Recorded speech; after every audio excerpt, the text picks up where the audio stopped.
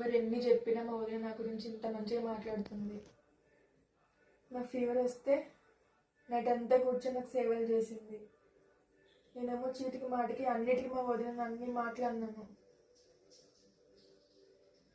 ఇకనైనా నేను మారాలి, మా వదిన అర్థం చేసుకోవాలి. వదినా.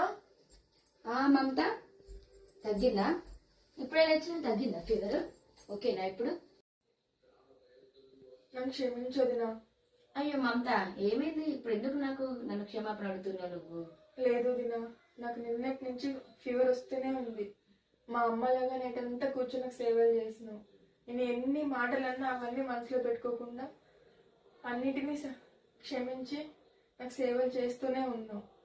నేను అబద్ధం చేసుకున్నది నిన్ను. అదేం లేదు మమత, ఇది నా బాధ్యత. నీకు ఏదైనా చూసుకోవాల్సిన బాధ్యత నాది. పోనీలే, ఇప్పటికైనా నన్ను అర్థం చేసుకున్నావు, నాకు అదే సంతోషం.